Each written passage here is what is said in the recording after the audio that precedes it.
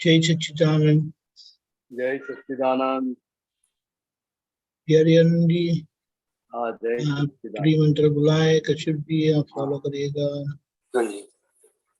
नमो वितरागाय, नमो वितरागाय, नमो अरिहंताणम, नमो अरिहंताणम, नमो सिद्धाणम, नमो सिद्धानम, नमो आयरियाणम, नमो आयरियानम, नमो वज्जायाणम, नमो उवस्सायानम, नमो लोये सव्व साहुणम, नमो लोए सव साहुनम, ऐसो पंचन मुक्कारो, ऐसो पंच नमुक्कारो, सव्वपावपणासनो, सव पावपनासनो, मंगलाणं च सव्वेसिं, मंगलानम च सव्वेसिम, पद्मं हवै मंगलम्। परमं हवै मंगलम। ओम नमो भगवते वासुदेवाय। ओम नमो भगवते वासुदेवाय। ओम नमः शिवाय। ओम नमः शिवाय। जय सच्चिदानंद। जय सच्चिदानंद। जय सच्चिदानंद। कश्यप जी जी, सबको जय सच्चिदानंद। बिहारी आनंद जी जय सच्चिदानंद। दीपक आनंद जी जय सच्चिदानंद। जय सच्चिदानंद। पद शेयर करना का ऑप्शन दीजिए। दिया दिया। जी, ये जो पद है ना, धर्म थाए जो संजोग वशात विद्वान, इसमें ये जो बता रहे अधर्म थाए जो संजोग वशात धर्म पर संजोग, ये थोड़ा समझाए ये कैसे होता है, मतलब कि सब संजोग वशात होता है। अधर्म भी संजोग के कारण होता है और धर्म भी संजोग के कारण होता है। मान लो कि कोई पॉकेट मार है, वो पॉकेट मारता है, हाँ, तो उसको भी संजोग मिलना चाहिए ना। हाँ, हाँ, धक्का मुक्की होनी चाहिए, गिरदी होनी चाहिए, ये सब संजोग मिलते हैं तब वो अधर्म कर सकता है। अच्छा। अधर्म यानी चोरी। चोर चोर चोरी करता है। हाँ, कोई घर घर को तोड़ता है तो वो चोरी करने के लिए भी संजोग मिलने चाहिए, तभी वो घर में जाएगा ना। मुझे झूठ बोलने का विचार आया, क्या वो अधर्म है? तो झूठ बोलने का जो विचार आया, हाँ, तो वो भी संजोग के अधीन आया है ना। हाँ, वो संजोग विचार आया, वो भी एक संजोग है। तो वो अधर्म है ना, झूठ बोलना।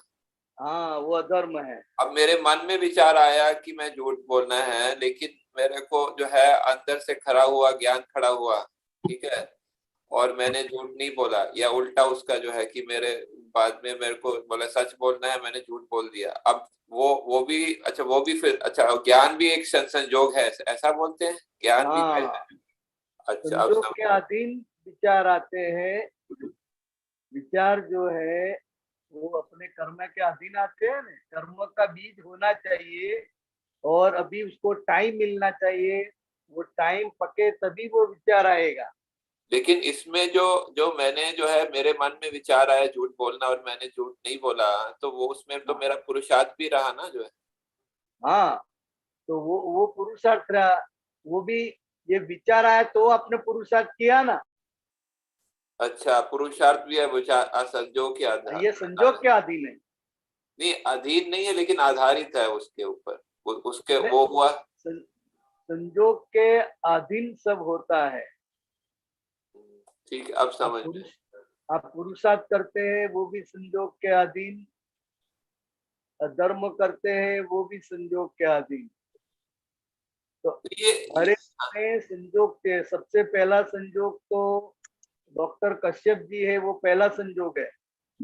हाँ, संजोग है वो। फिर उसका मन है, हाँ हाँ। फिर वो विचार फूटने के लिए टाइम है, क्षेत्र है, वो निमित्त है। सही है। तो इतने सारे संजोग मिलकर मिलते हैं तभी ये धर्म होता है और धर्म भी होता है। ठीक है, बात समझ में आई? समझ में आई। अच्छा, नेक्स्ट पूछता हूँ। ये जो रावण और राम का बताया है, ये इतिहास ढूंढने को, ये पाशवता रावण में विफरी न होती, ये मुझे नहीं समझ, ये थोड़ा मुझे हिस्ट्री का क्या है? थोड़ा कंफ्यूजिंग हो रहा है इसमें। क्या ये बताना चाह रहे, पाशवता रावण में विफरी न होती मतलब? रावण भी एक बहुत बड़ा ज्ञानी था हाँ और सीता को उठा कर ले गया तो सीता ने उसको छुआ भी नहीं था। हाँ। वो मंत्र से वो उठा कर ले जाता है। अच्छा, ऐसा? वो वो अशोक वाटिका में रखता है, उसको रानी बनाने का प्रपोजल करता है, फिर भी उसके साथ कोई जबरदस्ती नहीं की है, उसको छुआ तक नहीं था।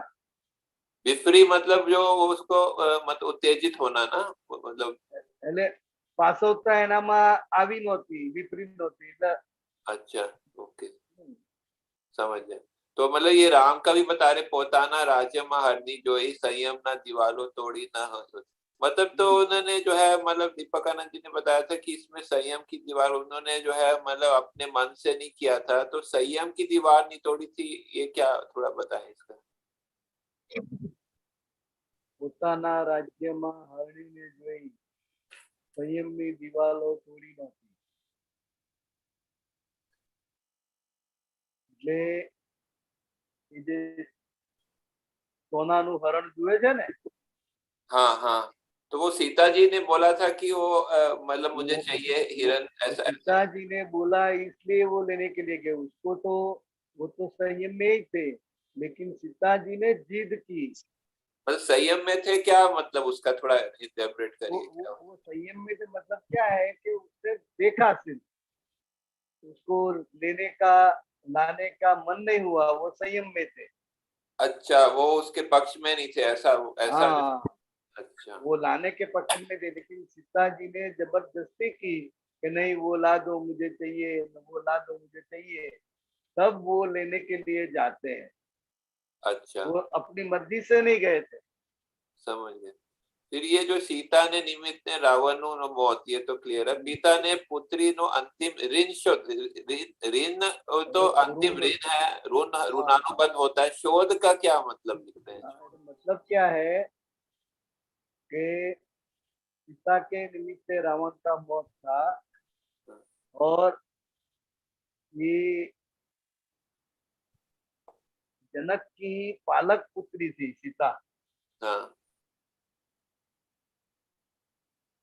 हकीकत में ये रावण की पुत्री थी। हाँ हाँ।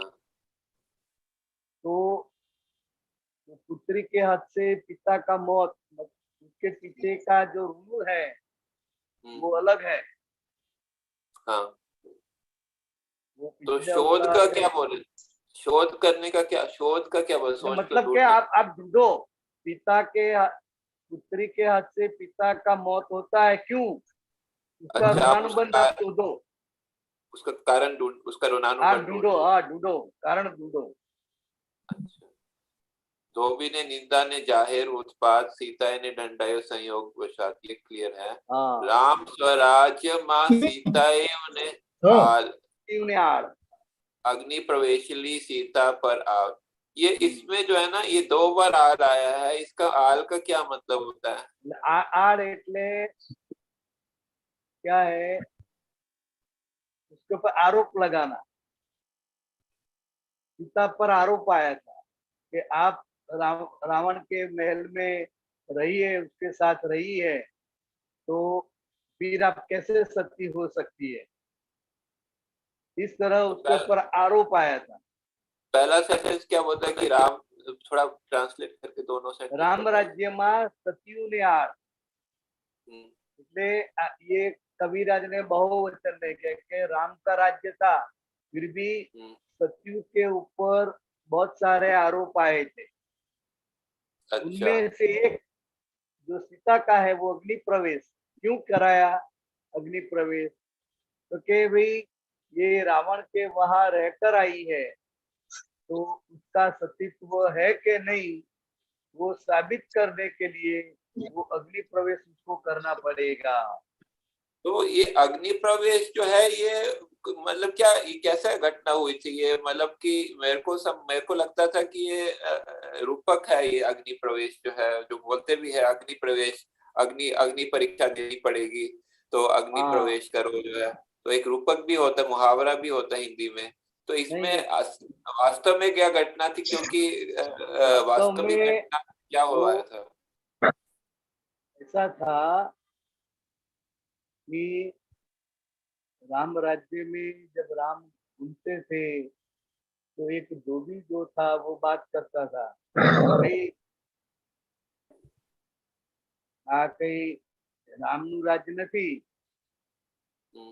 આ તો એની પત્ની જે સીતા છે રાવણને ત્યાં રહી આવી તોય એને કશું કોઈ સજા કરી નથી, કશું કોઈ રીતે એને ચકાસી નથી, હું એવો માણસ નથી કે છે, એટલે આ વાત એને સાંભળવામાં આવી રામચંદ્ર ભગવાન એટલે એ ધોબીએ જે ટોણો મારેલો લોકો જે વાતો કરતા હતા उसके आधार पर फिर ये सीता का अग्नि प्रवेश यानी कि अग्नि में प्रवेश करके वो बाहर निकल जाने का है, ऐसा तो वो पवित्र है, अगर वो जल गई तो पवित्र नहीं है, अगर वो सीधे से बाहर आ गई तो वो पवित्र है ऐसा माना जाएगा।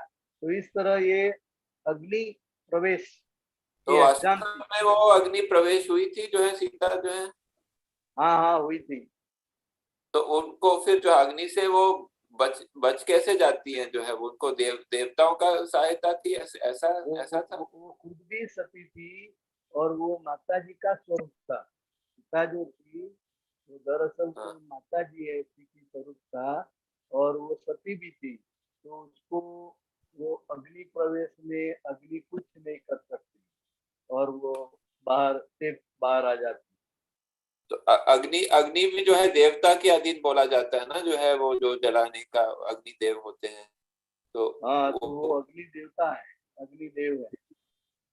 मतलब ऐसे मैंने वो गूगल में किया था कि उन्होंने लिखा था कि उनके जो है स्वर्ग के देवों ने उनकी रक्षा के लिए कमल की रचना की थी, ऐसा कुछ लिखा था उन्होंने, ऐसा तो मुझे नहीं मालूम। शक्ति है और माता जी का स्वरूप है, तो कोई ना कोई ऋषि कोई ना कोई देवता उसका ये अग्नि प्रवेश के टाइम पर उसका रक्षण कर लेते हैं और हेम खेम वो बाहर आ जाती है, तो देवी देवताओं का रक्षण होता है, इसलिए अग्नि प्रवेश करती है फिर भी वो उसको जला नहीं सकती है और हेम खेम बाहर आ जाती है। तो फिर जो है उनको वनवास जाना पड़ा, ऐसा क्यों हुआ? वो अलग बात है, वनवास जाने का। अच्छा ठीक, चलो धन्यवाद, जय सच्चिदानंद। जय सच्चिदानंद।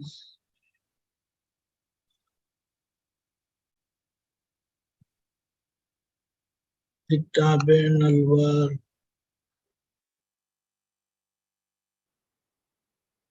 गीताबेन अलवर। हाँ, जय सच्चिदानंद स्वामी जी। जय जय सच्चिदानंद। जय सच्चिदानंद। स्वामी जी, दादाजी कहते हैं कि निश्चय के समान इस जगत में कोई हथियार नहीं है, निश्चय ही शूरवीरता है। बराबर, क्या समझ? हाँ, तो दादाजी बोले ना कि निश्चय के समान इस जगत में कोई हथियार नहीं है। बराबर, तो बहुत बड़ी बात है। कहीं पर भी जाना है, कुछ भी करना है तो निश्चय तो चाहिए ही, निश्चय नहीं है तो आपके पास सभी साधन संपन्न है तो भी कुछ नहीं कर पाएंगे। मान लो कि ये अभी मंदिर की प्राण प्रतिष्ठा का सूरत में प्रोग्राम है 3 दिन का। आपकी आवाज मुझे ही कम आ रही है क्या? ही कम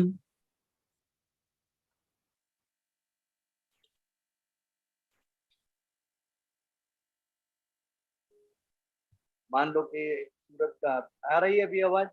हाँ।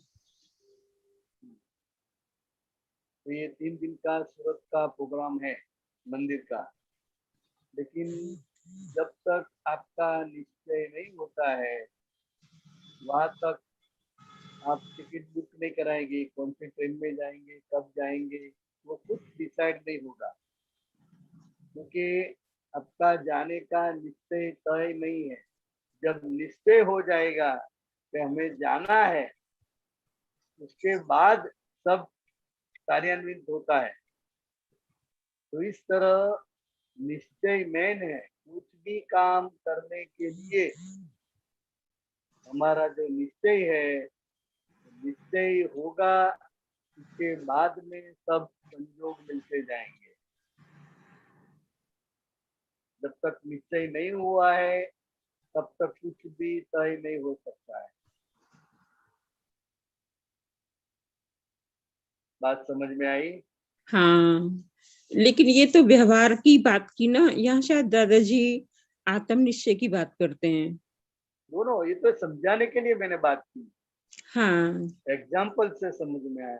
जब तक मैं आत्मा हूँ, मैं शुद्धात्मा हूँ, वो निश्चय नहीं हो जाता है, तब तक ये व्यवहार सब नाशवंत है, ये व्यवहार सब रिलेटिव है, वो आपको फिट बैठेगा नहीं।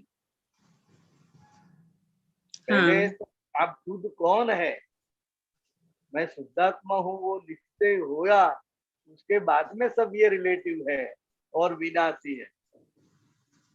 जब तक निश्चय हाथ में नहीं आया है वहां तक जो रियलिटिव है उसी को ही आप रियल मानकर चल रही थी। हाँ। निश्चय मेन है, निश्चय के बिना कुछ भी नहीं है। लेकिन व्यवहार में तो ना, व्यवहार में तो जो व्यवहार में तो अज्ञान वाला जो पार्ट है ना, यही वो पुष्ट रहता है। मैं पने का जो भान रहता है, मैं पना है, वही दिखाई देता है। तो आत्मनिश्चय में आत्मा का सिर्फ भान ही अनुभव ही हो पाएगा ना। मैं शुद्धात्मा हूँ, वो दृढ़ होगा तभी वो आपका वो निश्चय कहलाएगा। मैं शुद्धात्मा हूँ, उसका भान हुआ तब ये आपने निश्चय प्राप्त कर लिया, ऐसा कह सकते हैं। और जब तक निश्चय आपके हाथ में नहीं है तब तक व्यवहार ही रहता है,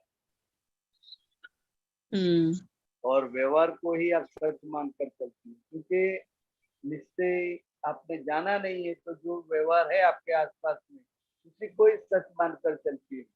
लेकिन जब आपको पता चला कि मैं शुद्धात्मा हूँ, तो समझ में आएगा कि ये गीता बहन जो है, गीता बहन का जो मन है वो सब टेम्पररी है, वो विनाशी है, तभी वो हो जाएगा, तभी वो समझ आपको रहेगी। हाँ। बराबर। हाँ, एक है ना, दादाजी ने बोला, फिर आगे दादाजी ये भी बोल रहे कि विज्ञान उसे कहा जाता है कि एक अनपढ़ आदमी भी आसानी से उसे समझ सके। विज्ञान समझने के लिए बुद्धिमान होना जरूरी नहीं है।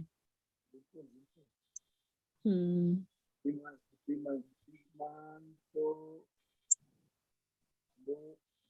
आवाज नहीं आती बिहारी आनंद जी, वो ब्लूटूथ निकाल दो आप, ठीक नहीं है। नहीं, ये नया है। हाँ तो अभी आया बराबर। हाँ, तो वो चेक कर दी, सेटिंग आया नहीं है। हाँ, किताब है। हाँ, विज्ञान उसे कहा जाता है कि एक अनपढ़ आदमी भी उसे आसानी से समझ सके। हाँ, विज्ञान समझने के लिए कोई बुद्धि की जरूरत नहीं है।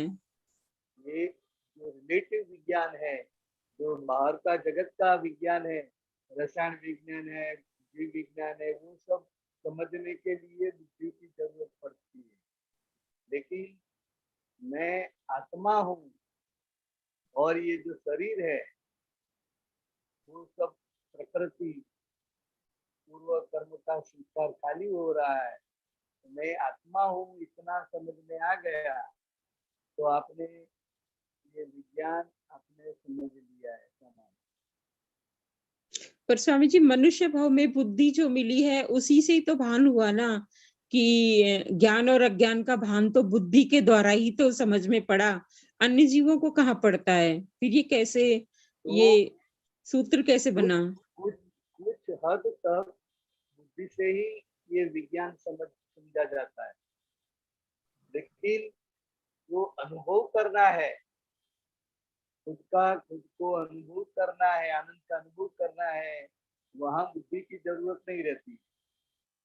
अलगपन का अनुभव करना है, मैं असंग हूँ, मैं अच्युत हूँ, मैं मन वचन काया से भिन्न शुद्धात्मा हूँ, तो वो अनुभव के लिए बुद्धि की जरूरत नहीं है। वो अनपढ़ आदमी भी वो अनुभव कर सकता है, लेकिन प्राथमिक में ये विज्ञान को समझने के लिए भी बुद्धि चाहिए, और बुद्धि यूजलेस नहीं है, नकामी नहीं है, वो भी आत्मा का ही प्रकाश है, इंडिरेक्ट। तो विज्ञान को समझने के लिए ये बुद्धि की जरूरत है, लेकिन विज्ञान का अनुभव करने के लिए ये बुद्धि की जरूरत नहीं है।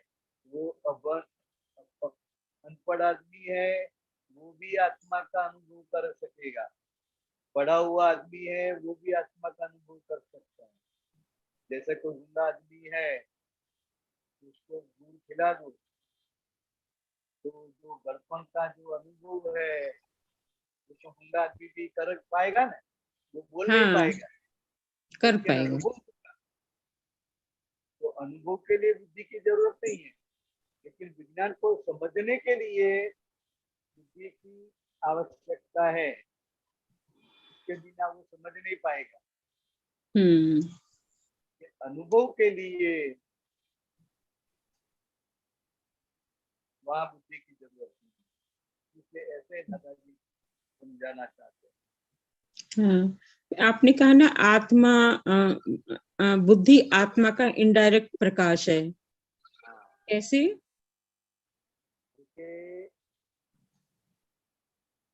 बुद्धि जो है वो भी प्रकाश है। बिहारी आपका आवाज बहुत कम आ रहा है। बुद्धि जो है नहीं,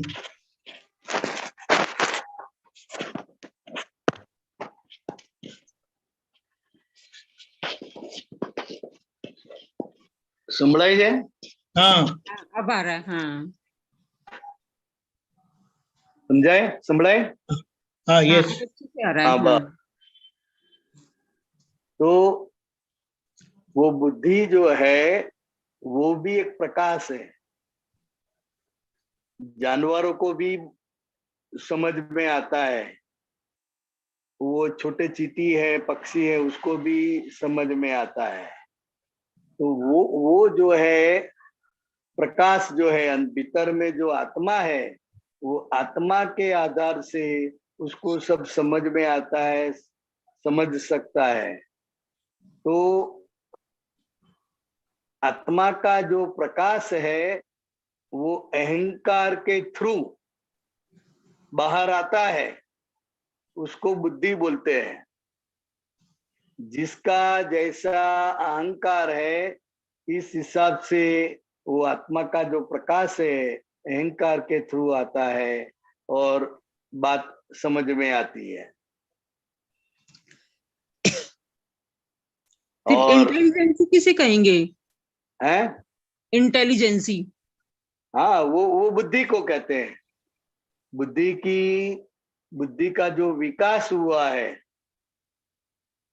वो इंटेलिजेंस कहेंगे। हर एक का अलग अलग क्षेत्र में विकास हुआ है, अलग अलग सब्जेक्ट का जो उसके पास ज्ञान है, सबके पास सब ज्ञान नहीं है, तो वो बुद्धि के अधीन वो ज्ञान मिलता है और समझ में आता है।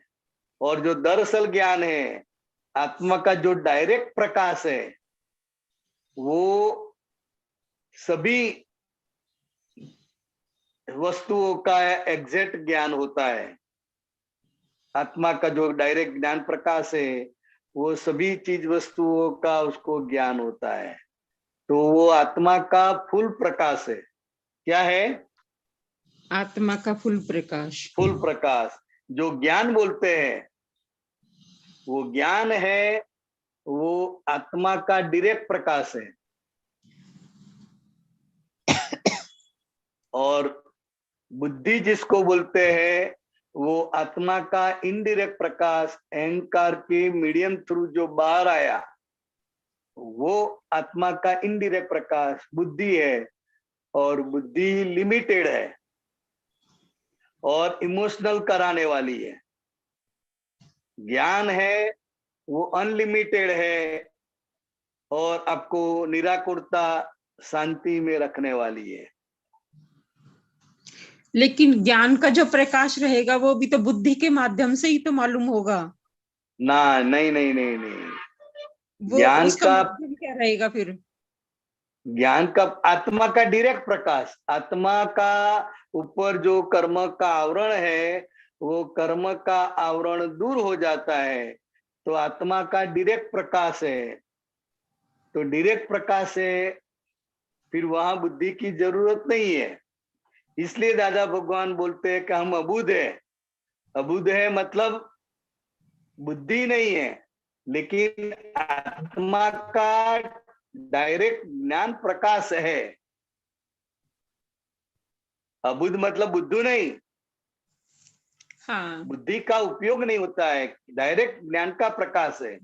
हाँ तो जहाँ डायरेक्ट ज्ञान का प्रकाश है वहां बुद्धि की जरूरत नहीं है। ऐसा नहीं, बुद्धि कम हो जाती। जैसे कि आप रात में नाइट लैम्प जलता है आपके घर में, फिर उजाला होता है, तो फिर नाइट लैम्प की प्रकाश तो होता है लेकिन उसकी कोई असर होती है नहीं। वो जलता है फिर भी उसकी कोई असर नहीं है। तो इसी तरह बुद्धि का भी ऐसा ही हो जाता है। जब ज्ञान का प्रकाश ज्ञान काम करता है तो बुद्धि तो इतनी ही होती है, लेकिन ये फुल प्रकाश के सामने ये लिमिटेड प्रकाश कुछ काम का नहीं है, फिर भी कुछ काम का नहीं है, ऐसा हो जाता है। तो ये ज्ञान का बहुत ही महत्व है गीता बहन। हाँ ज्ञान प्रकाश वो आत्मा का डायरेक्ट प्रकाश। तो आत्मा का जो ज्ञान प्रकाश है ये मुक्ति की दशा की ओर ले जाएगा और बुद्धि का जो ज्ञान प्रकाश है वो संसार की में फंसाने की ओर ले जाएगा। बिल्कुल बिल्कुल सही, करेक्ट। सारी दुनिया का ज्ञान जान लो तो वो बुद्धि में समाविष्ट होता है। और आत्मज्ञान है वो अनलिमिटेड है। बिहारी आनंद जी आपका फोन आया। लेकिन मुझे कुछ पता नहीं चला।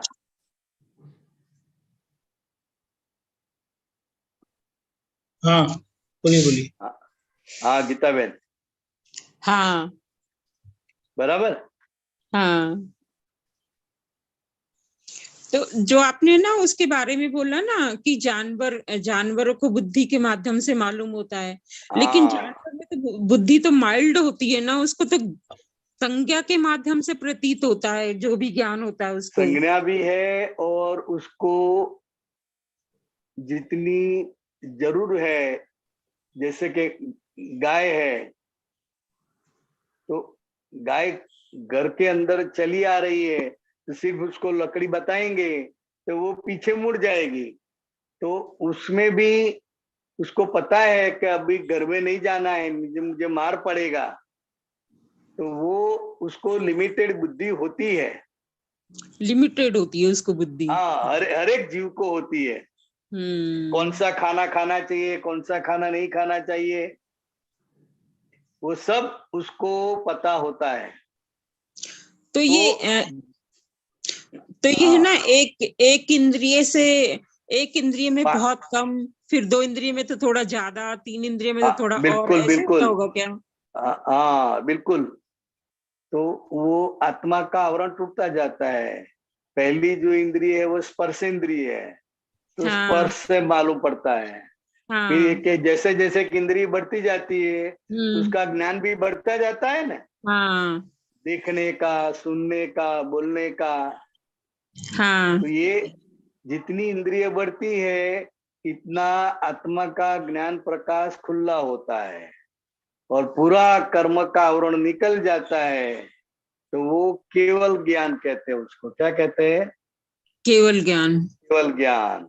और केवल ज्ञान में जैसा है वैसा हम देख सकते हैं, जैसा है वैसा हम अनुभव कर सकते हैं। हम्म। तो ये जो अज्ञानता की अनुभूति जो रही, वो भी एक व्यवस्थित शक्ति के ही ढाबे में रही ना, क्योंकि साधन होगा तो ही साध्य की प्राप्ति होगी ना। तो एक इंद्रिय से पंच इंद्रिय तक में आने के लिए चाहे अज्ञान रहा हो, या इंद्रियां मिली हो जीव को, या उसको पाप पुण्य का बंध पड़ा हो, कर्तापने का भान पड़ा हो, सब उसके डेवलपमेंट में सहायक ही हुए फिर ये। इसमें क्या है गीता बहन, कर्तापन का भान जो है वो सिर्फ मनुष्य गति में आने के बाद है। बाकी एकेंद्रिय से पंचेंद्रिय तक उसको कर्तापना का भाव नहीं है। हाँ लेकिन वो कुदरती रूप से डेवलप होते हैं। हाँ। जैसे जैसे डेवलप होते जाते हैं वैसे वैसे इंद्रियां बढ़ती जाती है। फिर मनुष्य में आने के बाद उसको अहंकार खड़ा होता है कि मैंने कितना अच्छा किया, मैं कितना अच्छा बोला। तो वो क्रिया का कर्ता हो जाता है, समझे? तो मनुष्य में ही सिर्फ कर्म का बंध पड़ता है और कोई गति में कर्म का बंध पड़ता नहीं है। नया कर्म बांध भी नहीं सकता है। मैं पने के भान के कारण। हाँ, मनुष्य में ही मैं पने का भान है।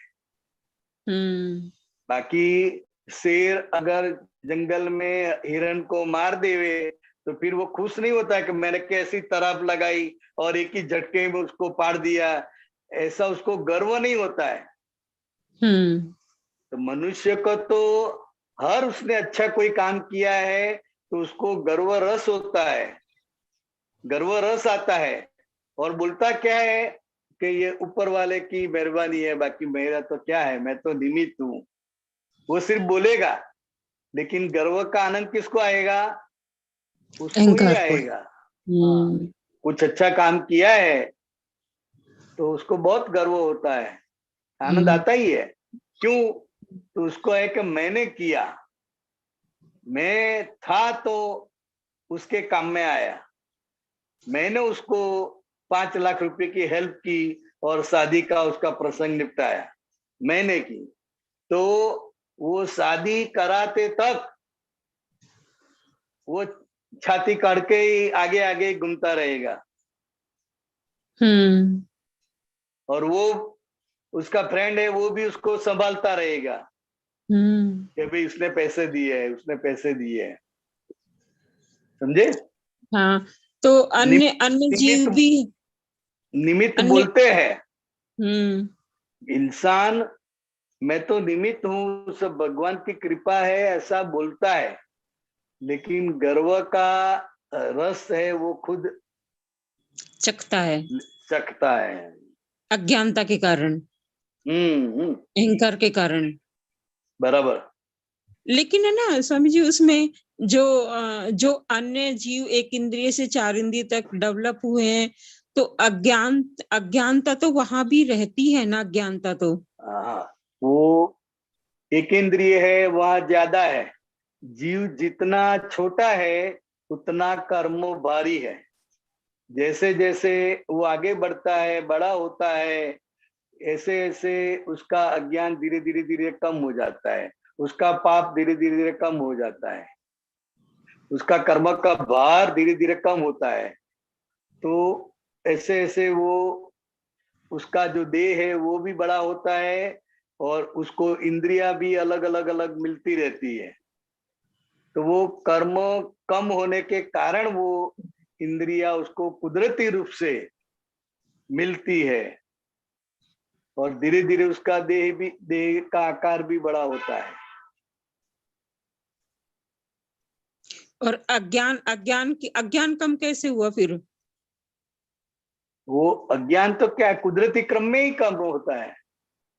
जैसे क्रम कि में ये कम होता फूल है। है, फूल है, फूल अपनी जगह पर है तो उसको भी कोई फायदा नहीं है, लेकिन वो फूल कोई आदमी तोड़कर भगवान के सिर पे चढ़ाता है, भगवान के चरणों में रखता है, तो वो फूल वो भगवान के चरण में आए तो वो भगवान के चरण में आए तो उसको पुण्य मिलता है।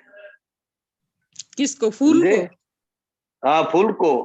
वो फूल भगवान के चरणों में पड़ा है तो इसलिए जो हमने काम किया है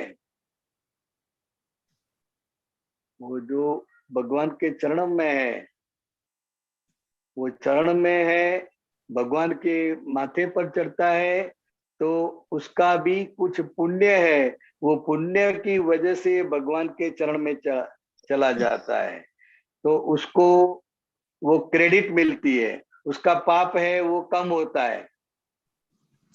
लेकिन उसको तो वहां भाव तो था ही नहीं ना, जैसे वो सिंह को कुदरती भाव क्रम नहीं में था है ना, फल खाने का। वो सब है, वो कुदरती क्रम में प्रगति हो रही है। जैसे गेहूं है तो गेहूं तो कोई कर्म नहीं करेगा, लेकिन हम खाते हैं, प्रार्थना करते हैं, पूजा करते हैं, तो भगवान की जो हम भक्ति करते हैं, ज्ञान समझने के लिए जो हम प्रयत्न करते हैं, तो वो हमने गेहूं खाए हैं, उसकी वजह से ये शक्ति प्राप्त हुई है और हमारा देह टिका हुआ है। तो हम जितनी भक्ति की है उनमें से उसको 5% 10% उसको मिलता है तो उसकी प्रगति होती है। तो इस तरह वो चलता रहता है, उसको कुछ करना नहीं पड़ता है, वो कुदरती रूप से ही वो अलग अलग जगह पे अलग अलग निमित्त बन जाता है। तो सब इंद्रियों में तो डेवलपमेंट कुदरती रचना से ही हो रहा है अपने आप, बट नेचुरल। हाँ, लेकिन बिल्कुल मनुष्य भाव में आकर वो रुक गई।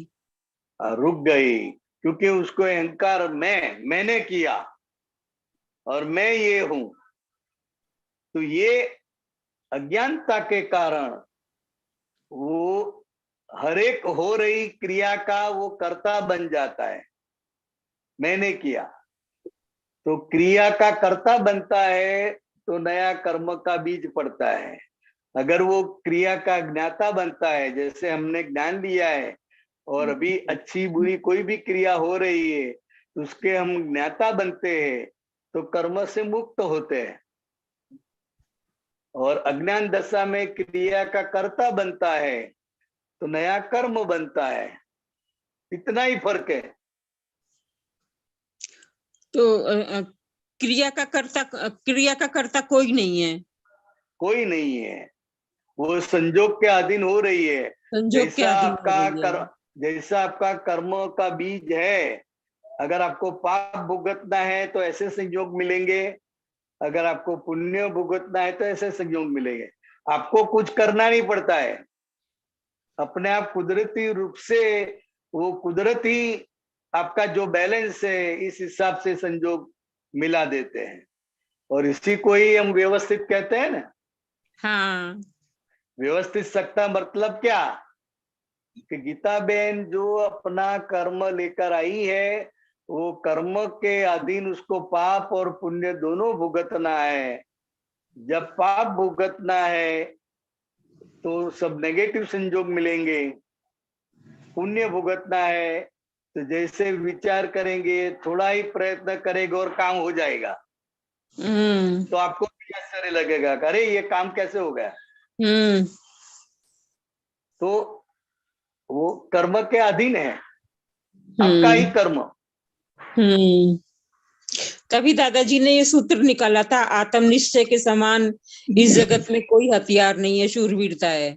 बिल्कुल, मैं आत्मा हूँ, वो जब आपका निश्चय हो गया और हर एक क्रिया में मैं आत्मा हूँ ऐसा निश्चय रहता है, इसका मतलब क्या है, बाकी का जो कुछ भी है, मन वचन काया की जो भी क्रियाएं है वो गलन स्वरूप है, खाली होती है, आपको कुछ करने का नहीं है। तो फिर पुरुषार्थ वाली जगह कहाँ है? हाँ, यही समझने का है। तो के पुरुषार्थ आप अपने स्वभाव में रहकर जो भी क्रिया हो रही, गीता बहन जो कुछ भी कर रही है, वो शुद्धात्मा भाव में रहकर वो गीता जो जो कुछ कर रही है वो देखने का और जानने का, वही हमारा पुरुषार्थ है। पुरुषार्थ अभी दृष्टि के अधीन है। क्या है? दृष्टि के अधीन। दृष्टि के अधीन। मैं शुद्धात्मा हूँ और ये संयोग करता है, व्यवस्थित शक्ति करता है, ये समझ में रही और ये आपने जाना कि गीता बहन ये व्यवस्थित शक्ति के अधीन है और मैं शुद्धात्मा हूँ, तो ये ज्ञेय ज्ञाता का जो संबंध हुआ वही पुरुषार्थ है। दरअसल पुरुषार्थ यहाँ है, दोनों अपने अपने स्वभाव में है, प्रकृति प्रकृति के स्वभाव में और आत्मा आत्मा के स्वभाव में है। तो ये आत्मा और प्रकृति दोनों एक ना हो जावे, दोनों मिक्स ना हो जावे, तो वहां जागृति रखनी वही सबसे बड़ा पुरुषार्थ है। अपना पुरुषार्थ कहाँ है? तो कि जो हम क्रिया करते हैं, विधि करते हैं, वो रिलेटिव पुरुषार्थ है। लेकिन दरअसल पुरुषार्थ मैं शुद्धात्मा हूं और मन के अंदर जो भी विचार आते हैं वो विचार को मैं देखता हूँ, जानता हूँ। तो मन के स्वभाव में है, मैं मेरे स्वभाव में हूँ, ये दोनों धारा अलग रही, यही सबसे बड़ा पुरुषार्थ है गीता बहन। पुरुषार्थ यहाँ है। पुरुषार्थ ना क्रिया में ही पुरुषार्थ को बताते रहे, अभी चाहे शास्त्रों में कहीं देखा हो या पढ़ा हो या सुना हो या किसी से मिले हो, पूछा हो, उन्होंने बताया हो, वो क्रिया को ही पुरुषार्थ बताते रहे, ये करो ये करो ये करो। और व्यवहार में तो वही रहता है। हाँ, लेकिन अब व्यवहार में से हम निश्चय में आए, हम शुद्धात्मा है, वो हमारा निश्चय है। हाँ। तो निश्चय में आए तभी ये सब डिस्चार्ज है। जहां तक मैं शुद्धात्मा हूं वो बात नहीं हुआ है, तब तक आप सभी क्रिया की करने वाली थी, जानने वाली नहीं थी। लेकिन अभी शुद्धात्मा पद में आए तो अभी शुद्धात्मा स्वरूप से ये सभी क्रियाओं को आप जानने वाली हो गई, करने वाली नहीं। तो ये क्रिया हो रही है उसको आप जानती है, तो वही सबसे बड़ा पुरुषार्थ है। और रिलेटिव पुरुषार्थ क्या है? कम सुबह में विधि करते हैं, पूरी विधि करती है, तो गीता बहन विधि करती है, मैं शुद्धात्मा हूँ, तो गीता बहन का वो रिलेटिव पुरुषार्थ है ना। हाँ। 1.5 घंटा बैठकर सब विधि बोलते हैं, करते हैं, सामायिक करते हैं, कुछ भी करते हैं, पद गाते हैं, तो ये सब रिलेटिव पुरुषार्थ। रिलेटिव पुरुषार्थ यानी दिखाई दे ऐसा पुरुषार्थ, और रियल पुरुषार्थ है वो दिखाई न दे ऐसा पुरुषार्थ है, सिर्फ आप ही उसको समझ सकती है। तो ये रियल पुरुषार्थ है। तभी दादाजी ने बोला कि इस विज्ञान को समझे बिना तुम्हारा निबेड़ा नहीं आएगा। हाँ, एक सूत्र में दिया था दादाजी उसको ने। समझना ही है, साइंटिफिक रूप से समझना ही है, समझना पड़ेगा। ज्ञानी पुरुष जिस समझ से हमको समझाना चाहते हैं, और ज्ञानी पुरुष की समझ और हमारी समझ दोनों एक हो जानी चाहिए। जहां तक एक नहीं हुए हैं वहां तक थोड़ी गड़बड़ रहेगी। हाँ तो ये समझने के लिए ही सत्संग है ना। हाँ, तभी दादाजी ने बोला कि सत्संग के बेड़े में पड़े रहना। वाह, सत्संग में बीड़े में पड़े रहना, तो वो वातावरण ही आपको आगे ले जाएगा। ठीक है स्वामी जी, बहुत बहुत धन्यवाद, अच्छे से आपने समझाया। जय जय सच्चिदानंद। सच्चिदानंद। जय अक्षय सच्चिदानंद। भाई,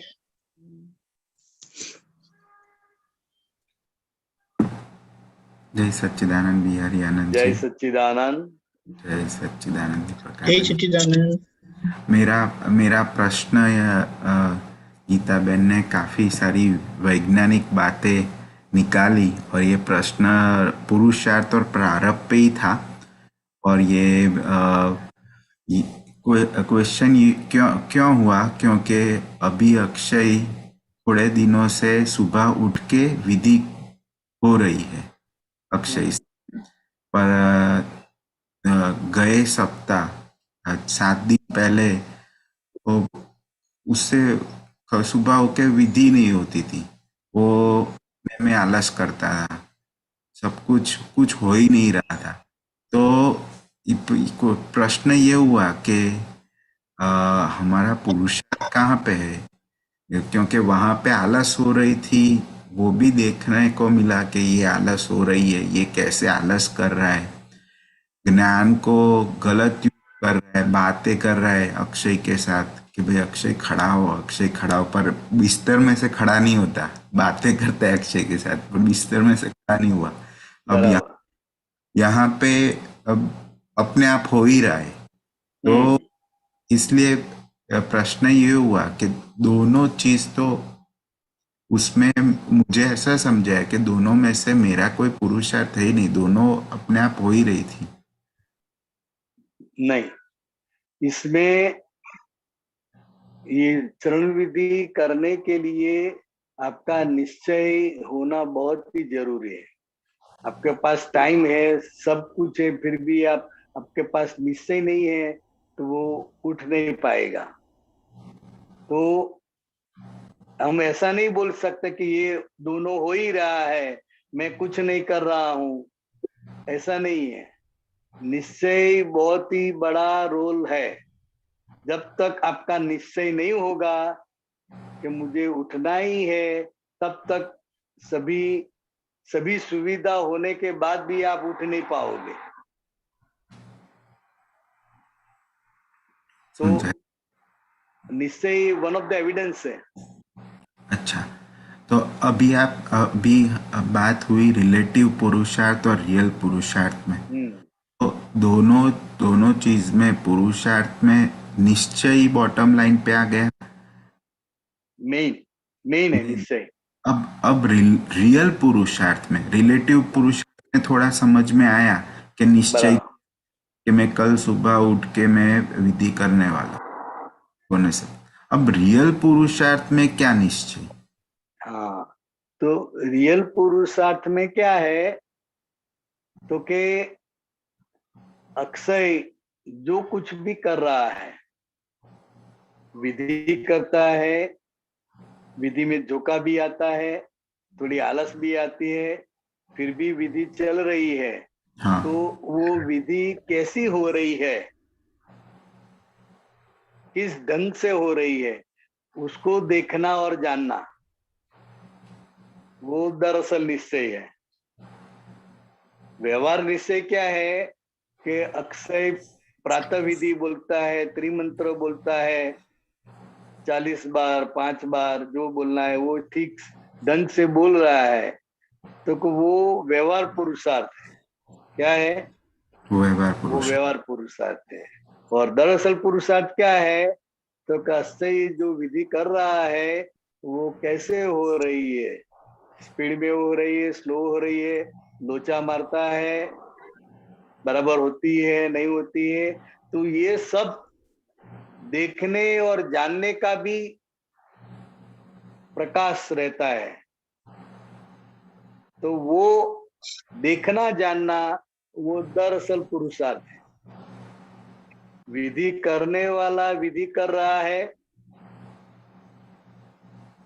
और जानने वाला जान रहा है कि विधि कैसे हो रही है।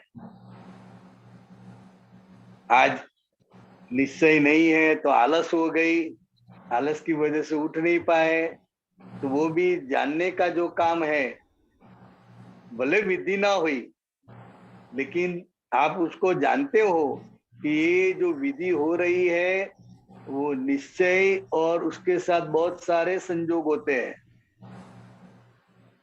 ये सभी संयोग मिलते हैं तब बैठकर विधि होती है। हाँ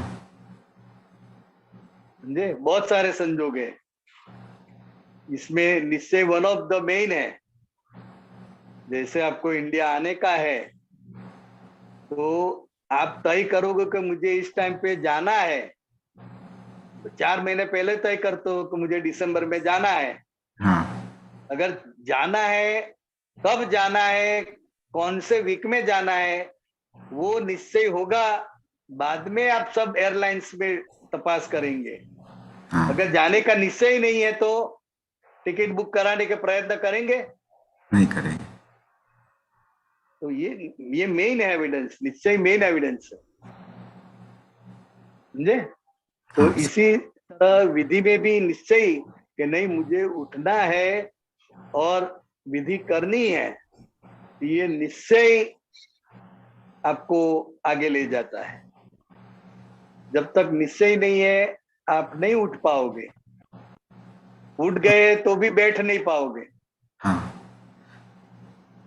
अब उठ गए, बैठ भी गए, पर वो चित भी जा ही रहा है, कहीं ना कहीं जा ही रहा है, तो वो उसमें भी निश्चय की कचास है, इसलिए वो जा रहा है।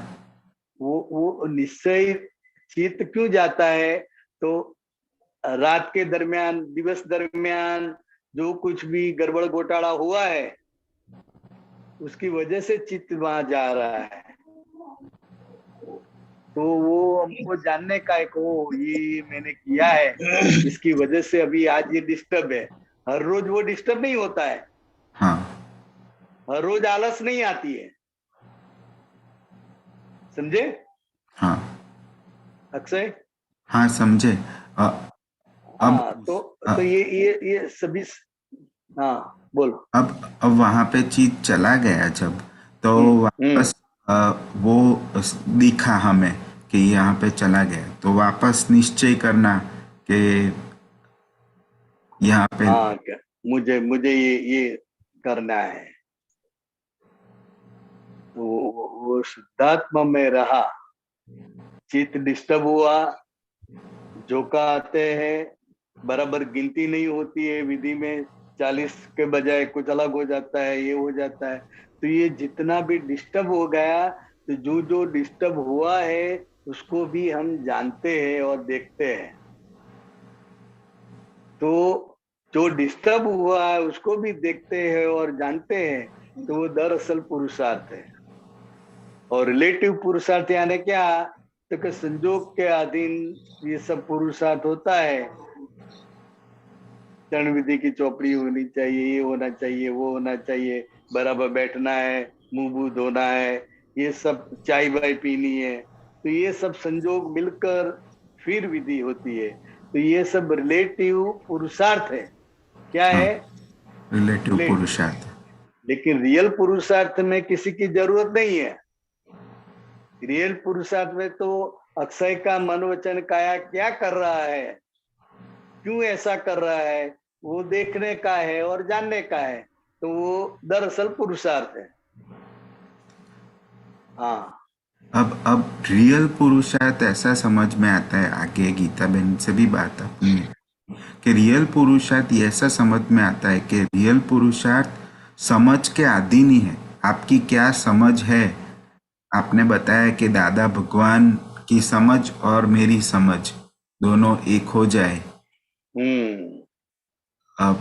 अब मेरी समझ में दादा भगवान की समझ सेम कैसे हो सकती है? उसमें कुछ वो दादा भगवान जो कहना चाहते हैं उस ढंग से बात को समझने का है, अपने ही मर्जी से नहीं। हम जो समझ लेते हैं वो अपनी जो समझ में आता है और उसी को ही ठीक मानकर चलते हैं। 2 साल के बाद पता चलता है कि अरे ये तो मैं गलत ही मानता था, बात तो कुछ अलग ही है। तो इस तरह से धीरे धीरे दादा भगवान की समझ के साथ अपनी समझ मैच हो जाती है, तो फिर आनंद बढ़ता है, प्रगति होती है। तो दादा भगवान की जो दृष्टि है वही दृष्टि हमारी हो, इसलिए चरण विधि में बोलते हैं हम, आपकी जो दृष्टि है वही दृष्टि मेरी हो, आपकी वितरागता है वही मेरी वितरागता हो, आपका ज्ञान दर्शन चारित्र सुख वही मेरा ज्ञान दर्शन चारित्र सुख रहो। तो ये सब एग्जैक्टनेस में आने के लिए, बराबर। हाँ बराबर। जय सच्चिदानंद। जय सच्चिदानंद। डॉक्टर कश्यप जी। जी जय सच्चिदानंद।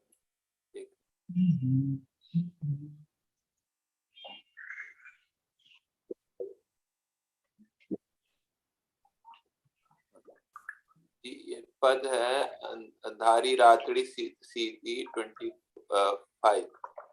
अंधारी रात्रि देने चीरी तेनी उपजाए सालगिरी। चीरी मतलब उसको मतलब चीरना, यही सेम ही होता है हिंदी और इंग्लिश गुजराती में ना। मतलब अंधार वो जो सालगिरी है उसमें वो कहना क्या चाहते हैं कश्यप जी? अंधारी रात्रि देने चीरी मतलब के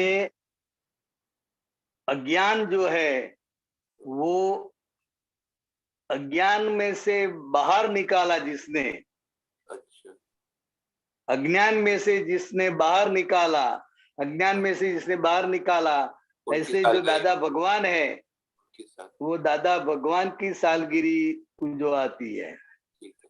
फिर ये परमात्मा ने जो था आरती क्या बता, मतलब परमात्मा की आरती होती, दूसरे की आरती नहीं। परमात्मा की आरती मतलब क्या है कि दादा भगवान जो खुद है और अभी सिमंदर स्वामी भगवान है। हाँ। तो वो 360 और ये 356। लेकिन हम आरती तो 4 डिग्री कम है। मतलब अंदर जो आरती हम करते हैं वो भीतर में जो भगवान प्रकट हुए वही परमात्मा है। जब हम आरती तो वैसे हम आरती जिन आरती हमेशा भगवान की करते हैं, मानव की भी करते हैं, जो ये देवी देवताओं मानव के दादा भगवान के भीतर जो आत्मा प्रकट हुई, वो प्रकट आत्मा जो पूर्ण हुई उसी को हम परमात्मा कहते हैं। तो देवी देवताओं की भी आरती करते हैं ना? नहीं, देवी देवता की आरती होती है वो अलग है, लेकिन ये ज्ञानी पुरुष को प्रकट परमात्मा कहते हैं। क्या कहते हैं? प्रकट परमात्मा।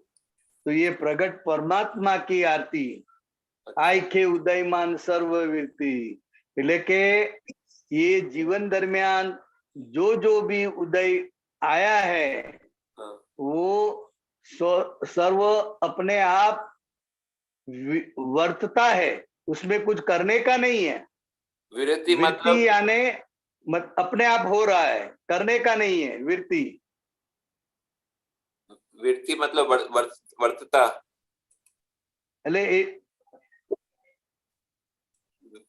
वर्ते जो बोलते हैं ना आरती ये जो विरति वो वही वाला है विरति। એટલે આઈખે ઉદયમાન સર્વવીરતી, એટલે આઈખું એટલે આ આયુષ્ય દરમિયાન જે કંઈ પણ ઉદયમાં આવે છે એ બધું વર્તે છે, એવું વર્તે છે, કરવું પડતું નથી। ओके। महायज्ञ वितराग चारित्र नीति स्वभाव परिणामे सिद्धे। चारित्र नीति ये क्या बताना चाह रहे? महायज्ञ क्या होता है? महायज्ञ मतलब के संभावे फाइलों का संभाव से निकाल, ये सबसे बड़ा यज्ञ है। अच्छा। हाँ, जो संजोग आते हैं वो हम शुद्धात्मा भाव में रहकर स्वाहा स्वाहा करते हैं ना। हाँ। एक एक संजोग का निकाल करते हैं संभाव से, तो वो समीर है, तो वो वो चारित्र सबसे बड़ा यज्ञ है। अच्छा, प्रयोग। और यज्ञ मतलब प्रयोग, इसके प्रयोग, कारण यज्ञ मतलब क्या? प्रयोग, यज्ञ मतलब एक प्रयोग हाँ, जो संभव से हम जो चीज का हम संभव से निकाल करते हैं, तो वो यज्ञ हो गया। यज्ञ में जैसे आहुति देते हैं जो चीज की, हाँ, वो भस्म हो जाती है। हाँ, तो ये संभव से निकाल आज्ञा दृष्टि के साथ, तत्व दृष्टि के साथ होता है। इसलिए आपकी आवाज नहीं आ रही है। 1 मिनट बिहारी आनंद जी, आपकी आवाज नहीं आती है, रुकिए। और कान में से निकाल दो ना प्लीज, डायरेक्ट करिए, आवाज बहुत अच्छी आती है। हम परेशान होते हैं, आपकी आवाज सुनाई नहीं देती है। हेलो, आती है आवाज? हाँ, अभी आती है। हाँ, चारित्र नीति क्या होता है? वो अपने आप वितराग चारित्र खुला होता है। ये संभव से निकाल, जितना जितना आप संभव से निकाल करता जाते हो, इस हिसाब से आपका जो वितराग चारित्र है, वो वितराग चारित्र खुला हो रहा है। नीति मतलब वो नियम में आता है, ऐसा ना? नहीं, वो प्रास बिठाने के लिए रखता है चारित्र नीति। मतलब के सबसे बेहतर चारित्र की नीति होती। नीति मतलब क्या है कि तय करते हैं कि नहीं, मुझे इस तरह ही जीना है, मुझे इस तरह ही करना है, वो उसकी नीति होती है। जैसे विदुर नीति है, चाणक्य नीति है, इस तरह से ये चारित्र नीति है।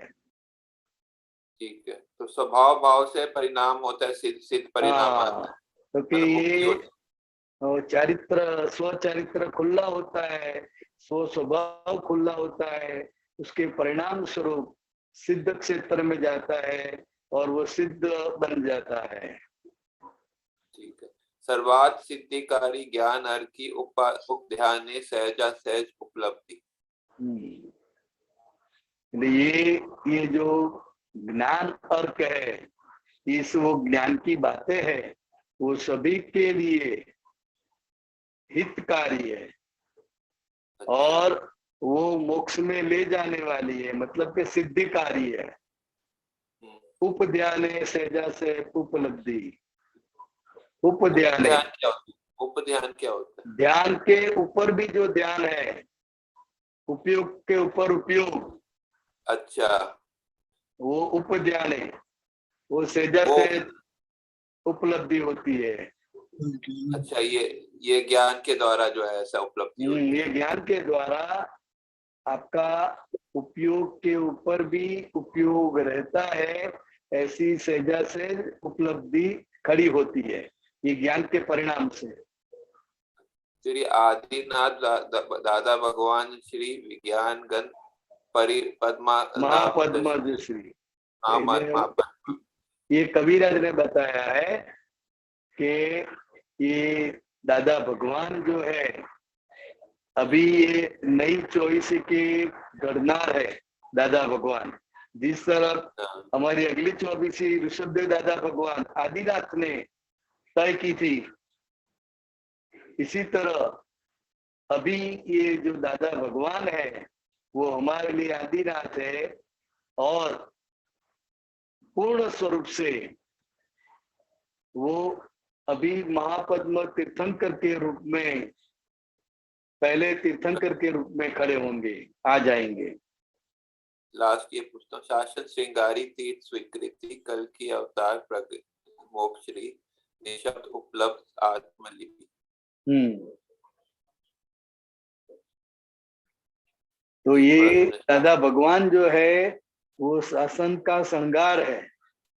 अच्छा, ये अभी चलता है महावीर स्वामी भगवान का शासन, लेकिन ये काल में दादा भगवान प्रकट हुए तो दादा भगवान क्या कहते थे कि शासन तो महावीर भगवान का है, लेकिन हम उसके श्रृंगार है।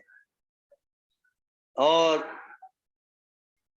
तो ये तीर्थ के रचने वाले, तीर्थ बनाने वाले, ऐसे हमारी जो स्वकीर्ति है वो स्वकीर्ति के साथ ये तीर्थ गढ़ने वाले हैं हम। अच्छा, हमारे वो उनको आत्मा, उनको कीर्ति के साथ उनको तीर्थ करने वाले। अच्छा, हाँ, तीर्थ। और शरीर, ये जिस शरीर में आत्मा प्रकट हुई तो वो शरीर भी एक तीर्थ बन जाता है। वो जहाँ रहते हैं, वो जहाँ कीर्ति मतलब स्वयं की कीर्ति, स्वकीर्ति मतलब स्वयं की कीर्ति, स्वकीर्ति मतलब आत्मा की, खुद की। अच्छा, खुद, ठीक है। हाँ, वो शरीर को लागू नहीं पड़ता है, खुद। अच्छा, कल की अवतार प्रगट मोक्ष श्री, ये जो दादा भगवान है वो कल की अवतार है और मोक्ष स्वरूप है। अच्छा, निशब्द उपलब्ध आत्मलिपि।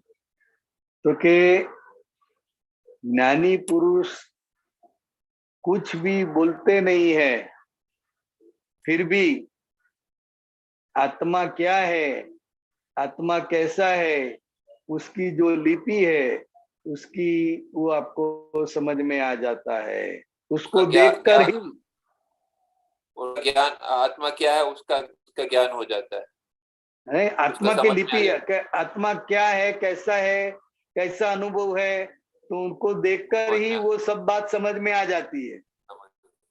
और भव्यात्मानी दिव्य उजवनी, ये दादा भगवान जो है वो भव्य आत्मा है और उनकी ये दिव्य उजवनी है। वो जन्म जयंती में ये पद बनाते हैं ना, जन्म जयंती निमित्त से पद बनता है, तो इस तरह ये पद बना हुआ है।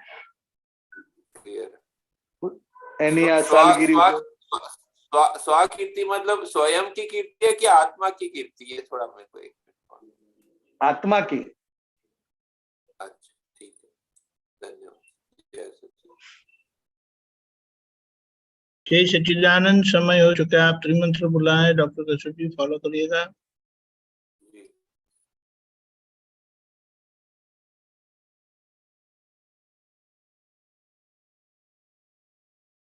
आवाज बंद हो गए बिहारी जी।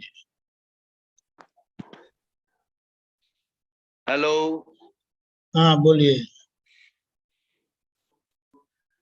बराबर बोलिए।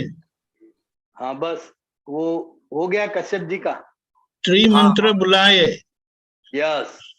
समय हो नमो चुका है। वितरागाय, नमो वितरागाय, नमो अरिहंताणम, नमो अरिहंताणम, नमो सिद्धाणम, नमो सिद्धाणम, नमो आयरियाणम, नमो आयरियाणम, नमो वज्जायाणम, नमो वज्जायाणम, नमो लोई सव्व साहुणम, नमो लोए सव साहुनम, ऐसो पंचन मुक्कारो, ऐसो पंचन मुक्कारो, सव्व पावपणासनो, सव पावपनासनो, मंगलाणं च सव्वेसी, मंगलानं च सव्वेसिं, पद्मं हवै मंगलम, परमं हवै मंगलम।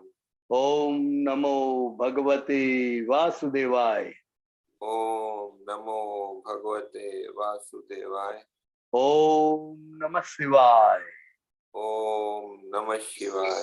जय सच्चिदानंद, जय सच्चिदानंद। सच्चिदानंद। जय सच्चिदानंद। आगे का प्रोग्राम 4:30 बजे कीर्तन भक्ति और आरती, रात 9 बजे वर्ल्ड वाइड सत्संग।